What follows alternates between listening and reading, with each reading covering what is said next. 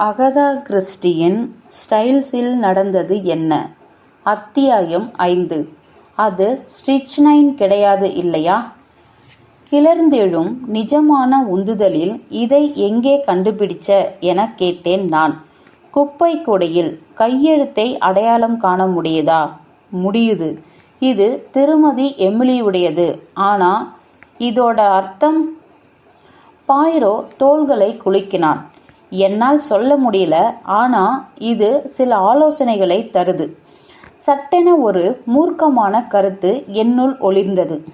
ஒருவேளை திருமதி எமிலியின் மூளை தாறுமாறாக பிறழ்ந்திருக்குமோ? தடுமாறி குலைந்து சீர்கெட்டு போயிருக்குமோ? பேய் பிடித்தது போல ஏதேனும் நடந்து அதன்படி ஆடியிருப்பாரோ? அப்படிதான் என்றால் அவருடைய உயிரை அவரே தீர்த்து கொண்டிருக்கலாம் என்பதும் கூட சாத்தியம்தானே. என்னுடைய இந்த கோட்பாடுகளை பாய்ரோ முன் நான் வைத்திருக்க வேண்டும். ஆனால் அவனாய் முன்வைந்து உதிர்த்த வார்த்தைகள் என்னை திசை மாற்றின. வா என சொன்னான். இந்த காஃபி கோப்பைகளை முதலில் பரிசோதிப்போம். அருமை நண்பா, இதனால இப்ப என்ன நன்மை விளைஞ்சிட போகுது? கோகோதான்னு ஒரு முடிவு வந்திருக்கும்போது இப்ப ஏன் இது? ஓஹோ, அந்த கோகோ என்று அற்பமான பொறுப்பற்ற ஒரு தோணியில் சற்று உரக்கச் சொன்னான். எதில் இருப்பவரை வெறுப்பேற்ற வேண்டும் என்பதற்காகவே செய்வது போல மரியாதை தெரியாத ஒரு கிராமத்தான் போன்று கைகள் இரண்டையும் உதவ யாருமே இல்லையா என கதரும் நாடக பாணியில் வானம் நோக்கி கிண்டலாய் நீட்டி காட்டி இக்காலம் விட்டு கலகலவென சிரித்தான்.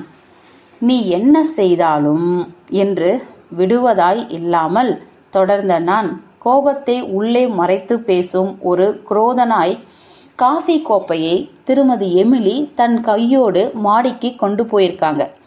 அதனால நீ அதில் வேற என்னத்தை தேடுறேன்னு எனக்கு புரியல. அந்த காஃபி தட்டில் இருந்தது ஸ்ட்ரிச்னைன் அப்படின்னு நமக்கு தெரிய வரலாம்னு நீ நினைக்கிறியா என்றேன். என் மேல ஆத்திரப்படாமல் உணர்ச்சி பயம் இழக்காத புத்தி நிதானத்தோடு, வா வா ஏஸ்டிங்ஸ், இப்ப எதுக்கு விறுவிறுன்னு ஆகிற என்று என் இடுப்பின் குறுக்கே கை கொடுத்து வாஞ்சையாய் இருக்கியபடி, அதிராதே, என் காஃபி கோப்பைகளோடு நான் ஈடுபட நீ எனக்கு கொஞ்சம் அனுமதிக்க கூடாதா? உன் கோகோ புராணத்தை நான் மதிக்கிறேன். ஓகே, அதோ என்றான். காஃபி கோப்பைகளை சுட்டி காட்டிய அவன் முழு ஆசியாயத்தில் இருந்ததால் என்னால் சிரிப்பை கட்டுப்படுத்தவே முடியாமல் போனது. நாங்கள் வரவேற்பறையில் வைத்துவிட்டு போனது போல அசையாது அப்படியே இன்னும் இருந்த காஃபி கோப்பைகளையும் அந்த தட்டுகளையும் இருவரும் நெருங்கியிருந்தோம். சம்பவ இரவன்று நடந்ததை என்னை திருப்பி ஞாபகப்படுத்தி கொள்ள செய்தான் ஹெர்குல் பாய்ரோ. ஆக திருமதி மேரி ஜான் இந்த தட்டுக்கு பக்கத்தில் நின்றுக்கிட்டு காஃபியை ஊத்திருக்கார். ஆமாம். பிறகு ஜன்னல் வரைக்கும் வந்து அங்கே நீயும் செல்வி சிந்தியாவும் உட்கார்ந்து இடத்தை நெருங்குறார். ஆமாம், இதோ அந்த 3 கோப்பைகள் பாதி குடிச்ச நிலையில். அதோ சிறு அலமாரிக்கிட்டே இருக்கும் கோப்பை, அது லாரன்ஸ் உடையது தான் இருக்கும். ஓகே, ஆனால் தட்டில் இருக்கும் அந்த ஒரு கோப்பை ஜானுடையது. அவர் இங்கே வைக்கிறதை நான் பார்த்தேன். குட். 1 2 3 4 5. ஆனால் திரு ஆல்ஃப்ரெட் பயன்படுத்திய கோப்பை? அவர் காஃபி குடிப்பதில்லை. அப்படின்னா எல்லாத்துக்கும் கணக்கு இருக்கு. ஒரு நொடி நண்பா.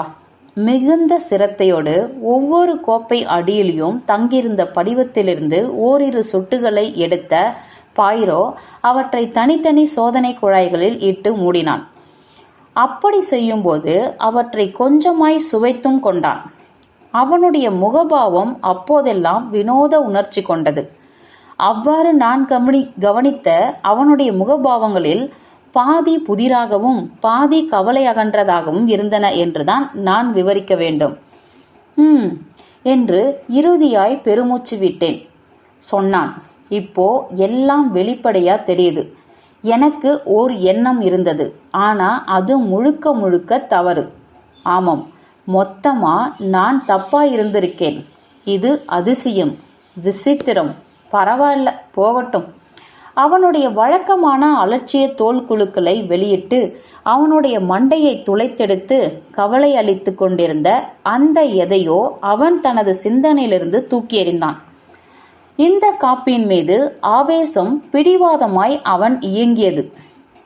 நிச்சயமாய் ஒரு குருட்டு மூலையில் தான் போய் முட்டிக்கொண்டு நிற்கப் போகின்றோம் என்பதை ஆரம்பத்திலேயே நான் அவனுக்கு சொல்லியிருப்பேன்.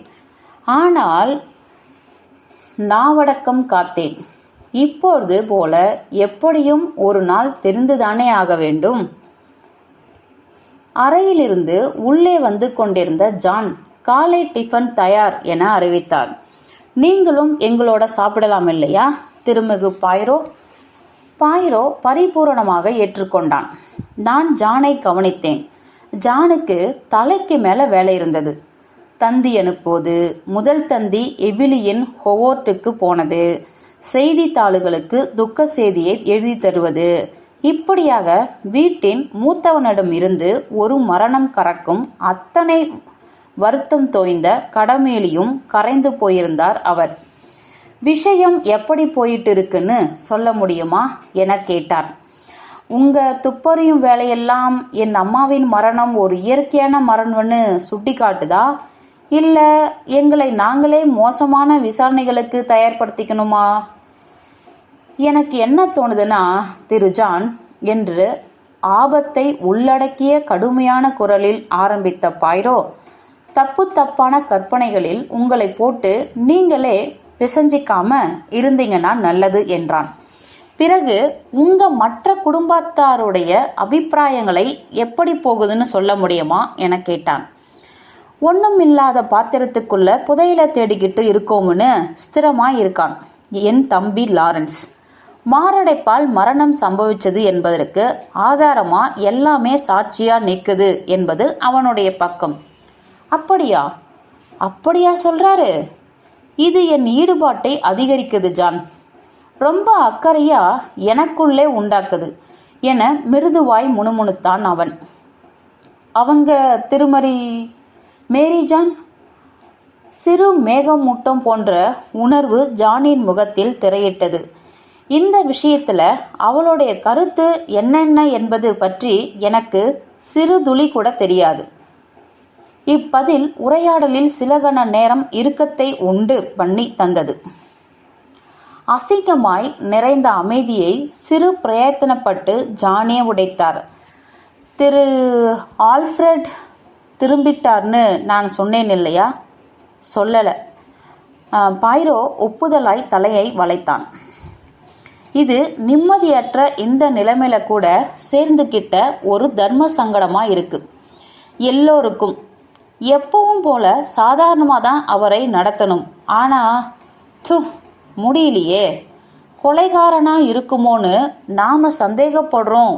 ஒருத்தனோட சரிசமமாக உட்கார்ந்துக்கிட்டு சாப்பிடும்போது உள்ளே இருக்கிற வன்மம் தலையை விரிச்சிக்கிட்டு எழும்புதே. பாய்ரோ இதனை கருணையாய் ஏற்றுக்கொண்டான். எனக்கு நல்லா புரியுது. உங்களுக்கு இது மிக கஷ்டமான நிலைமைதான் திரு ஜான். இப்போ உங்களை ஒரு கேள்வி கேட்க விரும்புகிறேன். நேற்றிரவு திரு ஆல்ஃபிரட் வீட்டுக்கு திரும்பாததற்கு சொல்லப்படும் காரணம் அந்த இன்னொரு சாவியை அவர் கூட எடுத்துக்கொண்டு போகவில்லை இதுதான்னு கேள்விப்படுறேன். அப்படிதானா? ஆமாம், அந்த மாற்று சாவியை அவர் மறந்துட்டு போயிட்டார். அதை அவர் கூட எடுத்துக்கிட்டு போகலை என்பதில் நீங்கள் முழு நிச்சயமாக இருக்கீங்கன்னு நினைக்கிறேன். எனக்கு கருத்து சொல்ல முடியல சார். மாற்று சாவி இருக்கான்னு பார்க்கணுன்னு எல்லாம் நான் நினைக்கல. வரவேற்பறையில் இருக்கிற அதற்கான இடத்துல வச்சிருப்போம். வேணும்னா இப்போ போய் பார்த்துட்டு வரேன். கலையிழந்த சிரிப்பை உதிர்த்தபடி எழுந்த அவரது கையை பிடித்து அமர்த்தினான் பாய்ரோ. வேண்டாம் திரு ஜான், இது ரொம்ப காலந்தாழ்த்திய செயல். அங்கே அதை நீங்கள் இப்போ பார்க்கலாம் என்பதில் எனக்கு சந்தேகமே கிடையாது. ஒருவேளை திரு ஆல்ஃபிரட் அதை கையோடு கொண்டு போயிருந்தாலும் அதை திருப்பி கொண்டு வந்து வைக்க அவருக்கு ஏகமாக அவகாசம் இருந்திருக்கு. அப்படின்னா நீங்கள் நினைக்கிறது? நான் ஒன்றும் நினைக்கல. அவர் இன்னைக்கு காலையில் திரும்புறதுக்கு முன்னாடியே மாற்று சாவியை தேட யாராவது ஒரு வாய்ப்பை ஏற்படுத்தி கொண்டு தேடி சாவியையும் அங்கே பார்த்தீங்கதானா? அது அவருடைய பக்கத்துக்கு மிக சாதகமாக சாட்சியமாக அமைஞ்சிருக்கும். அவ்வளோதான். ஜான் கலங்கி குழம்பினார். இதை கவனித்த பாயிரோ, கவலைப்படாதீங்க ஜான் என்றான் மிருதுவாய். இந்த விஷயம் உங்களை குழப்புற அளவுக்கு நீங்கள் விட்டுடக்கூடாது. அன்பா கூப்பிட்டீங்க, வாங்க போய் டிஃபன் சாப்பிடுவோம். சாப்பாட்டு மேஜையில் எல்லோரும் கூடியிருந்தனர். நிகழ்ந்துள்ள அசம்பாவித சூழ்நிலையால் கூடியிருந்த எங்களில் யாருமே கலகலவென்று இல்லை. ஓர் அதிர்ச்சி ஏற்படுத்தும் பிரம்மாண்ட அதிர்வலை ஓய நாளாகும். என்னை பொறுத்த மட்டில் அனைவருமே அப்படிப்பட்ட அதிர்வில் சிக்கி போயிருந்ததாய் தோன்றியது. ஆனால் நான் சொல்வது போல இது வெறும் தோற்றமே என்பதிலும் நான் ஸ்திரமாயிருந்தேன். அழுது அழுது சிவந்த கண்களை காணும், உள்ளுக்குள்ளேயே போட்டுக்கொண்டு கதறும் முகங்களும் காணும். நானி ஒருத்திதான் திருமதி எமிலியின் மரணத்தால் நெஞ்சாழம் வரை அடி வாங்கியவர் என்று நான் உணர்ந்ததில் தவறிருக்காது என்பது என் கருத்து. ஆல்ஃபிரட்டை கவனித்தேன். மனைவியை இழந்து கதறுபவன் என்னும் கபட நாடகத்தை படு பொருத்தமான மாறுவேடத்தில் அவர் நிகழ்த்தி கொண்டிருப்பதாய் பட்டது. அவரை நாங்கள் சந்தித்து சந்தேகிக்கிறோம் என்பது அவருக்கு தெரியுமா? சந்தேகமே. எங்களால் முடிந்தவரை அதை நாங்கள் மூடி மறைத்தாலும் நிச்சயமாய் அவருக்கு தெரியாமல் போயிருக்காது. அவர் அகத்தில் இரகசியமாய் சுழலும் பயம் ஏதாவது முகத்தில் தென்படுகிறதா? அல்லது அவர் செய்த பாதகம் வெளியே தெரிய வராது, தண்டனை கிடையாது என சர்வ நிச்சயமாய் இருக்கிறாரா? வீட்டின் சூழ்நிலைக்குள் பின்னி போய் உள்ள அவர் மீதான சந்தேக காற்று அவர் சந்தேக பட்டியலில் பிரதானமாய் குறிக்கப்பட்டிருக்கும் முதல் ஆள் என்று அவரை நிச்சயமாய் எச்சரிக்கை செய்திருக்கத்தான் வேண்டும். இதே போல எல்லோரும் அவரை சந்தேகிக்கிறார்கள். மேரி ஜான் அவரை கவனித்தேன். வீட்டின் தலைவி நாற்காலியில் புரிந்து கொள்ள முடியாத மனிதனாய் தனக்குள் தானே அடங்கி அவரது வசீகரம் குலையாது இருந்தார். சாம்பல் நிற மிருதுவான உடையில் தோல் மணிக்கட்டு வழியாய் வழிந்து கைகளில் அலைப்பாய்ந்த மெலிசான துப்பட்டாவோடு அழகு தவழ அமர்ந்திருந்தார். ஆயினும் அவராய் நினைத்துவிட்டால் இராட்சசத்தனம் வெளியே துளியும் தென்பட்டு விடாத முகம்பாவத்தோடு இருக்க அவரால் முடியும். இது எனக்கு தெரியும். மிக அமைதியாய் உதடுகளை திறக்கவே திறக்காமல் பிடித்த கல்லாய் அவர் இருந்தாலும் ஆளுமையான அவரது குணாதிசயத்தின் பலம் விளக்க முடியாத ஒரு மாயை மந்திரமாய் எங்கள் அனைவரையும் கட்டி போட்டு வைத்ததாய்தான் எனக்கு புரிந்தது. சின்னவள் சிந்தியா. அவள் எப்படி? அவள் இவரை சந்தேகிக்கிறாளா? மிக தளர்ந்தும் அசூசையாகவும் உடல் நலம் தோய்ந்தவராகவும் அவர் தோன்றினார். உடலிலும் உள்ளத்திலும் அவருக்கு ஏறியிருந்த துயரத்தின் கணம் மறைக்க முடியாததாய் தோன்றியது. உடம்பு சரியில்லையா என நான் கேட்டதற்கு, தலையை ரெண்டா உடைச்சு போடும் தலைவலியில் நான் துடிச்சுக்கிட்டு இருக்கேன் என வெளிப்படையாய் பதில் தந்தாள் அவள். இதை கேட்ட பாயிரோ மரியாதை கலந்து, இன்னொரு கோப்பை காஃபியை குடிங்க செல்வி சிந்தியா என்றான். புத்துணர்வு வரும். தலைவலிக்கு சூடான காஃபிக்கு இணை கிடையாது. கை நீட்டி அவளுக்கு ஒரு கோப்பையை எடுத்தான் அவன். சர்க்கரை வேண்டாம் என்றாள் சிந்தியா.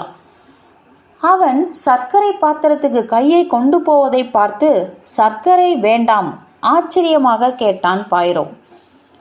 வேண்டாம், நான் எப்பவுமே காஃபியோடு சர்க்கரை எடுத்துக்கிறது கிடையாது. தெய்வமே என அவனுக்குள் முணுமுணுத்து கொண்டதை நான் மட்டும் கவனித்தேன்.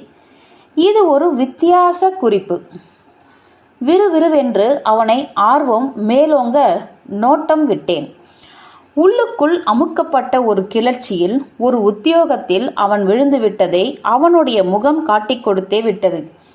இரையை நெருங்கும் ஒரு பூனையின் விழி ஓட்டத்தில் அவனுடைய நீலக்கண்கள் அவனை சட்டென்று உலுக்கியுள்ள எதையோ இதோ இங்கே அவன் பார்த்து விட்டிருக்கிறான் அல்லது கேட்டு விட்டிருக்கிறான். அது எது? நான் என்னை முழு முட்டாள் என சொல்லிக்கொள்ள விரும்பவில்லை. ஆனால் இப்பொழுது சாதாரண நிலையிலிருந்து விலகி அசாதாரணமாய் என் கவனத்தை எதுவுமே இங்கு களவாடவில்லையே. ஓ காட்! அடுத்த கணம் கதவை திறந்து கொண்டு நாணி உள்ளே வந்தாள். திரு வேல்ஸ் உங்களை பார்க்க வந்திருக்கிறார் சார் என்றாள் ஜானிடம். இந்த பெயர் திருமதி எமிலி சம்பவத்துக்கு முந்தைய இரவு கடிதம் எழுதிய வக்கீலின் பெயர் என்பது நினைவில் இருந்தது. ஜான் உடனடியாக எழுந்து கொண்டார். என் அறையை அவருக்கு காட்டு என்றவர் எங்கள் பக்கமாய் திரும்பி என் அம்மாவின் வக்கீல் என்றார். பிறகு தனிந்த குரலில் இவர் எதிர்பாராது துர்மரணம் அடைகிறவர்கள் மீது விசாரணை நடத்தும் அதிகாரியும் கூட என்றார். நீங்க 2 பேரும் என்னோடு வரணுமா? நாங்கள் ஒப்புக்கொண்டு அவரோடு சேர்ந்து இவ்வறையை விட்டு வெளியேறினோம். ஜான் 4 அடி முன்னால் போக அந்த அவகாசத்தை பாயரோடு முணுமுணுப்பாய் பேச உபயோகப்படுத்தினேன். அப்படின்னா மரணம் குறித்து விசாரணை இருக்குமா? பாயிரோ ஏதோ நினைப்பிலிருந்து கொண்டே ஆம் என தலையசைத்தான். சிந்தனைக்குள் இழுக்கப்பட்டவனை போலிருந்தான் அவன். இது தெரிந்ததும் என்னுடைய ஆர்வம் இன்னும் மலமெளவென கூடியது. என்ன நினப்பு? நான் பேசுவதில் நீ கவனம் வைக்கலே. ஆமாம் நண்பா, மனசு கவலையா இருக்கு. ஏன்னா செல்வி சிந்தியா அவளுடைய காஃபியோட சர்க்கரை எடுத்துக்கல. என்ன விளையாடாம இருக்க மாட்டேன்? நான் முழுக்க முழுக்க மனப்பூர்வமா அலட்சியம் செய்யாம தான் பேசிக்கிட்டு இருக்கேன் ஹேஸ்டிங்ஸ். விளையாடல. இதுல எனக்கு இன்னும் புரியாத ஏதோ ஒன்று இருக்கு. என் உள்மனம் சொல்லுது. அது எப்பவும் சரியாதான் சொல்லும். என்ன உன் உள்மனம்? படுத்துற உள் உத்தரவு. அந்த காஃபி கோப்பைகளை பரிசோதனை செய்யின்னு உன்னை உந்தி தள்ளிய உள் உத்தரவு. இப்போ மேல ஒன்றும் வேணாம். நாங்கள் ஜானுக்கு பின்னால் அவருடைய அறைக்குள் நுழைந்ததும் கதவினை மூடிவிட்டார் அவர். கூர்மையான கண்களுடனும் ரம்மியமாவும் தோன்றினார் வக்கீல். எங்கள் இருவரையும் இங்கு நாங்கள் இருப்பதற்கான காரணத்தையும் விளக்கினார் ஜான். இங்கு நடந்துட்டிருக்கும் எல்லாமுமே மிகவும் அந்தரங்கமானவை என்பதை நீங்கள் புரிஞ்சிக்குவன்னு நினைக்கிறேன் திரு வேல்ஸ் என்று கூடுதலாய் சொன்னார் ஜான். எந்தவிதமான துப்பறிதலும் விசாரணையும் தேவையில்லை என்கிற அளவுக்கு ஒரு திருப்பம் வந்து எல்லாம் நலமா முடியணும்னு இன்னும் நாங்கள் எதிர்பார்க்கிறோம். அப்படியே நடக்கட்டும் என்று தடவி கொடுக்கும் பாணியில் சொன்னார் வேல்ஸ். உங்க வலிமையும் விசாரணை மூலமா தேவையற்ற உங்க குடும்பத்துக்கு ஏற்படவில்லை அவப்பெயரையும் நிச்சயமா நாங்க தடுக்கணும்னு தான் நினைக்கிறோம். ஆனா மருத்துவ சான்றிதழ் இல்லாத பட்சத்துல இதுகளை தவிர்க்கவே முடியாது. எனக்கு புரியுது. திரு பௌரிஸ் ஒரு மேதாவி. விஷயங்கள் பற்றிய துறையில் மாபெரும் வித்தகர்னு கேள்விப்பட்டிருக்கேன். ஆமாம் என்றார் ஜான் சற்றே இறுக்கமாய். பிறகு தயங்கி நாங்கள் எல்லாம் விசாரணைக்கு வந்து நிற்கணுமா? குடும்பத்தார் எல்லாரும் என கேட்டார். நீங்கள் தவிர்க்க முடியாதவர். அப்புறம் திரு ஆல்ஃபிரட். வக்கீலின் உரையாடலில் இப்பொழுது சிறு நிறுத்தம் உருவானது. ஆனாலும் அவருடைய மிருதுவான பாணியில் தொடர்ந்தார். மற்ற எந்த சாட்சியும் அழைக்கப்பட்டாலும் அதெல்லாம் சிறு சிறு கேள்விகளுக்காக தான் இருக்கும். ஓஹோ! மறைமுகமான விடுதலை பாவம் ஜானின் முகத்தை தடவி போயிற்று.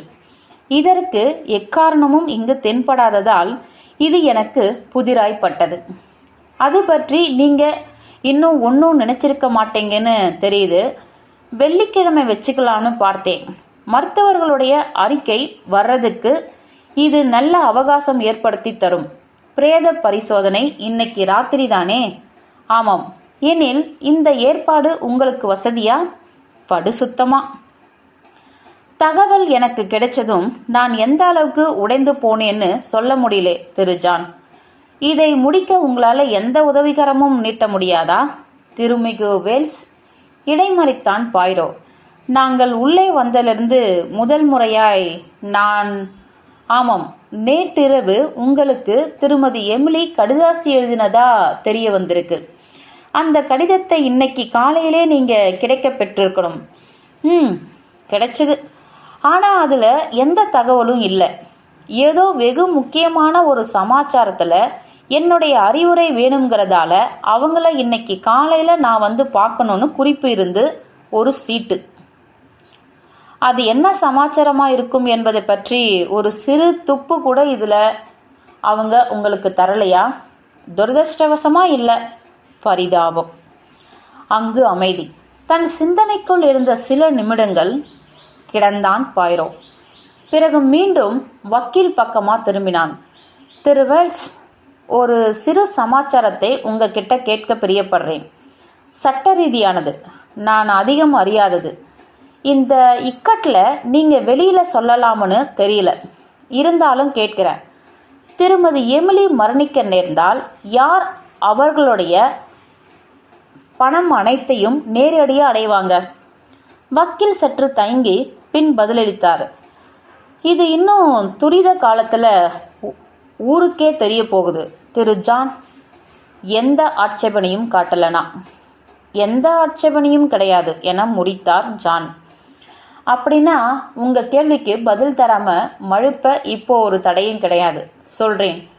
அவங்களுடைய கடைசி உயில் பிரகாரம் கடந்த ஆகஸ்ட் மாதம் எழுதப்பட்டது. அவங்களுடைய வேலைக்காரங்க பல பேருக்கு பகிர்ந்தளிக்கப்பட்ட சிறு சிறு தொகைகளுக்கு பிறகு அவங்களுடைய அத்தனை சொத்துகளையும் வளர்ப்பு மகனான ஜானுக்கு விட்டு வச்சிருக்காங்க. இந்த உயில் இப்போ நான் கேட்க போகிறதை தப்பாக நினச்சிடாதீங்க திரு ஜான். அவங்களுடைய இன்னொரு வளர்ப்பு மகனான லாரன்ஸுக்கு இழைக்கப்பட்ட ஒரு அநீதியாக தெரியலையா? இல்லை, நான் அப்படி நினைக்கலை. இவங்க அப்பா எழுதியுள்ள உயில் தரும் ஆணைகளின்படி ஜான் பிதுர் ராஜ்ய சொத்துக்களை அனைத்தையும் அடைஞ்சிருந்தார். இப்போ அவங்களுடைய தாயார் மரணத்தால பணமா உள்ள சொத்தின் பெரும்பகுதி லாரன்ஸ் கைகளுக்கு தானா வந்துடும். இதுதான் ஒப்பந்தம். இதை புரிஞ்சுக்கணும். இருந்தாலும் ஜான் தான் ஸ்டைல்ஸ் முழுவதையும் நிர்வகிக்கணும் என்பதில் திருமதி எமிலி சொத்து முழுவதையும் ஜானுக்கே விட்டிருக்கிறார். என் வக்கீல் மூளையை பொறுத்தவரை இது ஒரு தராசுத்தனமான சரியான பங்கீடுதான். அப்படியா என்று பாய்ரோ சிந்தனையோடு ஏற்றுக்கொண்டு விட்டு கேட்டான். ஆனால் உங்களுடைய ஆங்கிலேய சட்டப்படி எமிலி மறு கல்யாணம் பண்ணி கொண்ட நொடியில் பசங்களோட அப்பா எழுதின பழைய உயில் ரத்தாகி விடுகிறது என்னும் என்னுடைய நாணம் சரிதானா? வேல்ஸ் அவரது தலையை வளைத்து குனிந்து மரியாதை செலுத்துபவராய் பாவித்துவிட்டு, நானே இப்ப சொல்ல ஆரம்பிச்சது போல, திருமிகு பாய்ரோ, இந்த உயில் இப்பொழுது உயிரற்றதே என்றார். ஆ என்று தன் பக்கத்து நியாயத்தை அழித்து காட்டிய பாய்ரோ, திருமதி எமிலிக்கும் இந்த உண்மை தெரிஞ்சிருந்ததா என கேட்டான். எனக்கு தெரியாது, ஒருவேளை தெரிஞ்சிருக்கலாம். அவங்களுக்கு தெரியும் என்று எதிர்பாராத கணத்தில் சொன்னார் ஜான். மறு கல்யாணத்தால் அப்பாவின் உயில் ரத்தாகிவிட்ட சமாச்சாரத்தை நாங்கள் நேற்று தான் பேசிக்கிட்டு இருந்தோம். ஆஹா, இன்னொரு கேள்வி திரு வேல்ஸ். அவங்களுடைய கடைசி உயில் பிரகாரம்னு சொன்னீங்க. அப்படின்னா திருமதி எமிலி இதுக்கு முன்னாடி நிறைய உயில் எழுதியிருக்காங்களா? துளியும் கலவரம் அடையாமல் சராசரியா ஒரு வருஷத்துக்கு ஓர் உயிர் எழுதுவாங்க என்றார் வெல்ஸ். உயிர் மூலம் ஒருவருக்கு தரப்படும் சொத்து பற்றிய விஷயத்துல அவங்க மனசை மாத்திக்கிட்டே இருப்பாங்க. இப்போ சொத்தெல்லாம் ஒருத்தருக்கு வர்ற மாதிரி எழுதுவாங்க. அதையே அப்புறமா வேறு ஒரு குடும்ப அங்கத்தினருக்கு போற மாதிரி எழுதுவாங்க. ஒருவேளை என்று ஏதோ ஆலோசிக்க போவது போல தொடங்கிய பாய்ரோ, உங்களுக்கே கூட தெரியாம குடும்ப அங்கத்தினர் என்னும் வார்த்தைக்கு துளியும் பொருந்தாத ஒரு புதிய நபருக்கு, உதாரணத்துக்கு ஹெவ்லியன் ஹவோட்க்கு சொல்வோமே, அத்தனை சொத்தும் போய் சேருவதா அவர் புத்தம் புது உயில் எழுதியிருக்காருன்னு வச்சுக்கோங்க, நீங்க ஆச்சரியப்படுவீங்களா? துளி கூட கிடையாது. என்று தன் கேள்விகள் தீர்ந்தன என்பதை உணர்த்தினான் பாய்ரோ. ஜானும் வக்கீலும் திருமதி எமிலியின் சட்ட ரீதியான தாள்களை கையாள்வது பற்றி விவாதிக்கத் தொடங்கிய போது நான் பாய்ரோ அருகில் வருமாறு இன்னும் நெருங்கி அமர்ந்து கொண்டேன். எவிலினுக்கு அனைத்தும் போய் சேரும்படி ஓர் உயிலை அந்த எமிலி எழுதியிருப்பார்னு நினைக்கிறியா? பாய்ரோ சிரித்தான். இல்லை. அப்போ ஏன் அப்படி கேட்ட? ஜான் பாய்ரோ பக்கமாய் திரும்பியிருந்தான். எங்களோட கொஞ்சம் வர முடியுமா திருமிகு பாயிரோ? நாங்கள் என் அம்மாவோட சட்ட ஆவணங்களை பார்க்க போகிறோம். இந்த சமாச்சாரம் எல்லாத்தையும் என்னையும் திரு வேல்ஸையும் பார்க்கும்படி ஆல்ஃப்ரெட் விட்டுட்டார். இதுவும் ஒரு விதத்தில் நல்லதுதான் என முணுமுணுத்தார் வேல்ஸ். சட்ட ரீதியாக பார்க்க போனால் அவரே கூட அவர் வாக்கியத்தை முடிக்கவில்லை. முதல்ல அம்மாவோட பிரத்யேக அறையில் இருக்கும் மேஜையை பார்த்துடுவோம் என்றார் ஜான். பிறகு அவங்களுடைய படுக்கறை வரை போவோம். மிக முக்கியமாக அவங்க நினைச்சதையெல்லாம் அவங்களுடைய ஊதா நிற கைப்பெட்டியில தான் வைப்பாங்க. அதை கவனமாக பார்க்கணும். இதற்கு ஆமாம் என்று ஆமோதித்த வக்கீல், என்கிட்ட இருக்கிற உயிலுக்கு அப்புறமா எழுதப்பட்ட புது உயில் இருப்பதற்கான சாத்தியக்கூறுகளும் இருக்கு என்றார். பிறகு எழுதப்பட்ட உயில் ஒன்று இருக்கு. பேசியது பாயிரோ. என்ன? ஜானும் வக்கீலும் துணுக்குற்று அவனை பார்த்தனர். இல்லைனா என்று விடாமல் தொடர்ந்து கொண்டிருந்த என் நண்பன் சற்று திருத்தம் செய்து அழுத்தமாய் சொன்னான். ஒரு புது உயில் இருந்திருக்கணும் சொல்றதுல என்ன குறிப்பிட வர்றீங்க? அது இப்போ எங்க? எரிக்கப்பட்டு விட்டது. எரிக்கப்பட்டு விட்டது? ஆமாம், இதோ பாருங்க. திருமதி எமிலி அறையின் கணப்பிலிருந்து நாங்க கண்டெடுத்த பாதி எரித்திருந்த இந்த சிறு துண்டினை வெளியில் எடுத்த எங்கு எப்பொழுது அதனை கண்டெடுத்தோம் என்கிற அறிமுகத்தோடு அதனை வக்கீலிடம் ஒப்படைத்தான் அவன். இது ஒரு பழைய உயிலாய் கூட இருக்கலாமே. எனக்கு அப்படி தோணவே இல்லை. இது நேத்து மத்தியானத்துக்கு முன்னால எழுதப்பட்டிருக்காது என்பதில் நான் 90% நிச்சயமா இருக்கேன். என்ன என்பதும் அசாத்தியம் என்பதும் இரு ஆடவர்களிடமிருந்தும் வெடித்தன. பாயிரோ ஜான் நோக்கி திரும்பினான். உங்க தோட்டக்காரனை கூப்பிட எனக்கு அனுமதி தந்தீங்கன்னா நான் நிரூபிக்கிறேன். ஓ, நிச்சயமா. ஆனா இதுல எனக்கு ஒன்றும். பாயிரோ கைகளை உயர்த்தி நிறுத்தினான். நான் சொல்றபடி செய்யுங்க. அப்புறமா எத்தனை கேள்வி வேணுமோ அத்தனையும் கேளுங்க தயவு செய்து. நல்லது. மணியை ஒலித்தார் ஜான். நாணி வந்து நின்றாள். தோட்டக்காரன் மேனிங் வந்திருக்கிறானா? இருக்கான் சார். நல்லது. மேனிங்கை நான் கூப்பிட்டேன்னு வர சொல்லு. இதோ. நாணி வெளியேறினாள். அதிர்வுகள் அடங்கிய அமைதியில் இருந்தோம். பாயிரோ மட்டுமே நடுக்கமற்று காணப்பட்டான். அவனுடைய தோளில் இருந்த சிறு அழுக்கினை தட்டிவிட்டு கொண்டான். எஸ்டேட் தோட்டத்தில் வேலை செய்வதற்கான ஆணி அறையப்பட்ட பிரத்யேக காலனி வாசல் தரையில் பதிந்து எழுப்பிய ஓசை தோட்டக்காரன் மேனிங் வரவினை முன்கூட்டியே அறிவித்தது. ஜான் கேள்விக்குறியாய் பாயிரோவை பார்த்தார். இவன் தலையசைத்து பொறுமையாய் இருக்க சொன்னான். உள்ளே வா என்றான் ஜான். நான் உன்னோடு கொஞ்சம் பேசணும். மெதுவாகவும் தயக்கத்தோடும் உள்ளே வந்த தோட்டக்காரன் கதவோடு எத்தனை ஒண்டிக்கொள்ள முடியுமோ அத்தனை ஒண்டிக்கொண்டு பவ்யமாய் நின்றான். தொப்பியை அவனோடு கையில் எடுத்து வைத்து கொண்டிருந்தான். அவன் விளிம்பினை பிடித்து கொண்டு கவனமாக சுற்றி கொண்டே இருந்தான். கூன் விழுந்தாலும் பார்ப்பதற்கு அப்படி ஒன்றும் பெரிய வயசானது போல தெரியவில்லை. அவனது கண்கள் கூர்மையாகவும் புத்திசாலித்தனமாகவும் நகன்று கொண்டிருந்தன. இவர் உன்கிட்ட சில கேள்விகள் கேட்க போறாரு, நீ பதில் சொல்லணும் என்றான் ஜான். சரி சார் என தடுமாறி சொன்னான் அவன். பாயிரோ உற்சாகமாய் முன்னுக்கு வந்தான். நேத்து மத்தியானமா மாளிகையின் தெற்கு புறத்துல புது பாத்திகளை கட்டி அதுல நிறைய பூச்செடிகளை நீ நட்டுக்கிட்டு இருந்தே இல்லையா? ஆமாம் சார். நானும் வில்லியமும். திருமதி எமிலி ஜன்னல் வரைக்கும் வந்து உன்னை கூப்பிட்டாங்க. செஞ்சாங்களா? ஆமாம் சார், அவங்க செஞ்சாங்க. அதுக்கப்புறம் என்ன நடந்தது என்பதை உன் வழியிலேயே நீ எனக்கு சொல்லு. ரொம்ப ஒன்றும் இல்லை சார். அவங்க வில்லியமை சைக்கிள் எடுத்துக்கிட்டு கிராமம் வரைக்கும் போய் உயில் போன்ற ஒன்றை, இல்லை அதுபோல எதையோ, எனக்கு சரியா தெரியல என்ன அதுங்கிறத அவன்கிட்டே எழுதி கொடுத்தாங்க. வாங்கிட்டு வர சொன்னாங்க. அப்புறம் அப்புறம் அவன் அதை செஞ்சான் சார். அதுக்கப்புறம் அடுத்து என்ன நடந்தது? பாத்தி கட்ட 2 பேரும் போயிட்டோம் சார். திருமதி எமிலி உங்களை மறுபடியும் கூப்பிடல? ஆமாம் சார். என்னையும் வில்லியம்மையும் 2 பேரையும் கூப்பிட்டாங்க. அதை சொல்லு.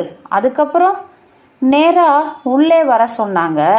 நீளமான ஒரு தாளில் கீழே 2 பேரையும் கையொப்பமிட சொன்னாங்க. அங்கே அவங்களே கூட கையொப்பம் போட்டிருந்தாங்க. அவங்க கையொப்பத்துக்கு மேலே எழுதியிருந்த விஷயத்தில் எதையாவது நீங்கள் பார்த்தீங்களா? இல்லை சார், அந்த பகுதியை மறைச்சி ஒரு தாள் இருந்தது. அவங்க எங்கே போட சொன்னாங்களோ அங்கே நீங்கள் போட்டுட்டீங்க. ஆமாம் சார், முதல்ல நான், கீழே வில்லியம். அப்புறம் அவங்க எதை வச்சுக்கிட்டு என்ன செஞ்சாங்க? அப்புறம் அதை ஒரு பெரிய உரைக்குள்ளே போட்டாங்க சார். மேஜையில் இருந்த ஒரு ஊதா நிற பெட்டிக்குள்ளே வச்சு மூடிட்டாங்க. அவங்க உங்களை முதல்ல கூப்பிட்ட போது மணி என்ன இருக்கும்? 4 மணி. இன்னும் முன்னாடி இருந்திருக்காதா? 3:30? அப்படி சொல்ல முடியாது சார். 4 மணியை தாண்டி வேணும்னா ஆகியிருக்கலாம். முன்னாடியே வாய்ப்பில்லை சார். நன்றி, இது போதும் எனக்கு என்றான் பாய்ரோ அமெரிக்கையாக. தன்னுடைய எஜமானை தோட்டக்காரன் மேனிங் பார்க்க அவர் கொடுத்த அனுமதிக்கு பிறகு பவ்யமாய் திரும்பி வெளியேறினான் அவன். நாங்கள் எல்லோரும் ஒருவரை ஒருவர் பார்த்து கொண்டோம். அடக்கடவுளே என முணுமுணுத்தார் ஜான். என்ன ஒரு ஒற்றுமை! ஒற்றுமையா? எப்படி? அவங்க மரணமடைஞ்ச அன்னைக்கே உயில் எழுதுகிற மாதிரி ஆகியிருக்கேல்ல? வெல்ஸ் தொண்டையை செருமிக்கொண்டு வறட்சியாய் கேட்டார். இது எதிர்பாராத நிகழ்ந்த ஓர் ஒற்றுமை அப்படின்னு நிச்சயமாக தான் குறிப்பிடுறீங்களா ஜான்? என்ன சொல்கிறீங்க? நேற்று மதியானம் யாருடனோ உங்கள் அம்மா கொடூரமான சண்டையில் ஈடுபட்டதா சொன்னீங்க. என்ன சொல்கிறீங்க என சற்றே குரல் உயர்த்தி மறுபடியும் கத்தினார் ஜான். அவரது குரலில் நடுக்கம் இருந்தது. முகம் வெளிரி போனது. அந்த சண்டையின் விளைவாக ரொம்ப சட்டுன்னு வேக வேகமாக ஒரு புது உயில் பண்ணுறாங்க. அந்த உயிலின் சாராம்சம் நமக்கு எப்பவும் தெரிய வராது. அதில் செய்திருந்த பங்கீடுகளை அவங்க யாருக்கும் சொல்லவும் இல்லை. நிச்சயமாக அதை பற்றி இன்னைக்கு காலையில் என்கிட்ட முழுக்க பேசியிருப்பாங்க. ஆனால் அதுக்கு தான் வாய்ப்பே இல்லாமல் போயிடுச்சு. உயில் காணாமல் போகுது. அதன் ரகசியங்களை அவங்க தன் கூடவே கல்லறைக்கு கொண்டு போயிட்டாங்க. அதனால தான் ஜான், இதில் எந்தவித எதிர்பாராத ஒற்றுமையும் இல்லைன்னு நான் பயப்படுறேன். திருமிகு பாய்ரோ நம் முன்னே உள்ள அத்தனை நிஜங்களுக்கும் இப்படி தான் சொல்லுதுன்னு நீங்களும் ஒத்துப்பீங்கன்னு நம்புறேன். எது சொல்லுதோ இல்லையோ, குறுக்கிட்டார் ஜான். விஷயத்தை வெளிச்சம் போட்டு காட்டியதற்காக திரு பாய்ரோக்கு நாம் ரொம்ப கடமைப்பட்டிருக்கோம். அவர் இல்லைனா இந்த இன்னொரு உயில் பற்றியெல்லாம் நமக்கு தெரியவே வந்திருக்காது. திரு பாய்ரோ, ஒன்றும் கேட்கலாமா? இப்படி ஒரு சந்தேகத்தை உங்களுக்குள் எழுப்பியது எது? பாய்ரோ புன்முறுவிட்டு பதில் தந்தார்.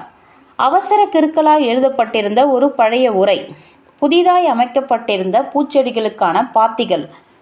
ஜான் இதற்கான விளக்கங்களை கேட்டு மேலும் துளைத்திருப்பார். ஆனால் அந்த நொடியில் கேட்ட வாகனம் ஒன்றின் பெரிய ஓசை அவரை அப்படி செய்ய விடவில்லை. எல்லோருமே ஜன்னல் வழியாக எட்டி பார்த்தோம். எவி, அலறினார் ஜான். 1 நிமிஷம் என்று சொல்லிவிட்டு வெளியே பக்கமாய் ஓடினார் அவர். என்ன என்பது போல என்னை பாய்ரோ பார்க்க, எவ்லின் ஹோவர்ட் என விளக்கினேன் நான். அவங்க வந்ததில் எனக்கு சந்தோஷம்.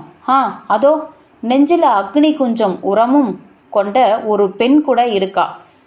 ஹேஸ்டிங்ஸ், இறைவன் அவங்களுக்கு அழுகை கொடுக்காட்டாதான் என்ன? முன்னறைக்கு சென்றேன். அங்கு முகம் எங்கும் துக்கபரமாய் முகாமிட்டிருந்த சொல்லொன்னா சோகத்தை மிக பிரயத்தனப்பட்டு மறைக்க முயன்று தோற்று கொண்டிருந்தார் எவி. அவரது கண்கள் என்மேல் பதிந்து நின்றபோது திடுமென குத்திய குற்ற உணர்வு என்னை துளைத்தது. மிக உண்மையாய் என்னை எச்சரித்துவிட்டு போன பெண்மணி இவர்தான். அந்த எச்சரிக்கைகளுக்கு துளியும் செவி சாய்க்காத மடையன் நான் தான். எத்தனை இருமாப்பாய் இருந்தால், அவமதிப்பாய் இருந்தால் அந்த அத்தனை எச்சரிக்கைகளையும் நான் என்னிடமிருந்து இத்தனை துரிதமாய் துடைத்திருப்பேன். இந்த அளவுக்கான உச்சக்கட்ட துயரத்தின் மூலம் அவர் சொன்ன அத்தனை எச்சரிக்கைகளும் கண்முன்னே நிரூபிக்கப்பட்டிருக்க நான் வெட்க போய் தலை குனிந்து நின்று கொண்டிருந்தேன். இவருக்கு மட்டும்தான் அந்த ஆல்ஃபிரட்டை பற்றி நுனி வரை தெரிந்திருக்கின்றது. ஒருவேளை இவர் ஸ்டைல்ஸில் தொடர்ந்து தங்கியிருந்தால் இந்த துயர சம்பவம் நடந்திருக்காம? எனக்கு சந்தேகம் உண்டானது. அவருடைய கண்காணிக்கும் கண்களுக்கு முன்னால் அவனால் பயத்தோடு இயங்கியிருக்கவா முடியும்?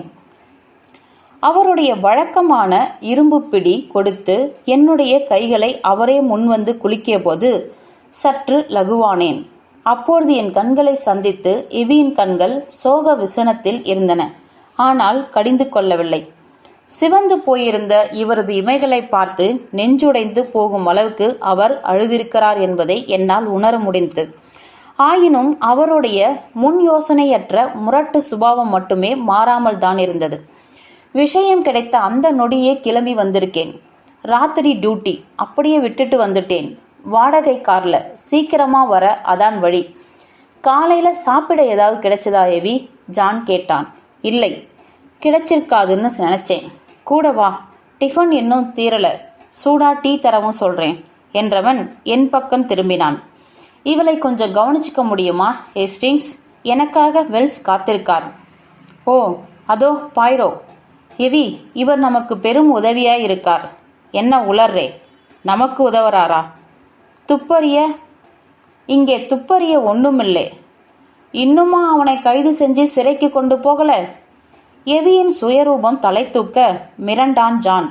யாரை கைது செஞ்சு ஜெயிலுக்கு கொண்டு போகல? உன் மாமனை. என்னையா? என்ன கேள்வி? இந்த ஆல்ஃபிரட் தான். அருமை எவி, ஜாக்கிரதை ஜாக்கிரதை. மாரடைப்பால அம்மா தவறிட்டாங்க என்னும் அபிப்பிராயத்துல இருக்கான் லாரன்ஸ். இங்கே ஒவ்வொன்றும் ஒவ்வொரு கோணத்துல பேசிக்கிட்டு இருக்கு. அவன் ஒரு மடையன், நீ ஒரு மடையன், எதிர்த்தார் எவி. ஆல்ஃபிரட் தான் பரிதாபப்பட்ட எமிலியை கொன்னிருக்கான். அவன் செய்வான் தான் நான் சொல்லிக்கிட்டே இருந்தேனடா. ஐயோ எவி, இப்படியெல்லாம் முடிவை அறிவிச்சு கத்தாதே ப்ளீஸ். நாம என்னத்தையெல்லாம் நினைக்கிறோமோ இல்லை சந்தேகப்படுறோமோ அதையெல்லாம் இப்போதைக்கு எத்தனை தூரம் மூடி வைக்க முடியுமோ அத்தனை தூரம் மூடி வைப்போம். சொன்னா கேளு, வெள்ளிக்கிழமை விசாரணை இருக்கு. பேசுறது எல்லாம் அதுல போய் பேசு. அற்பம் அற்பம்.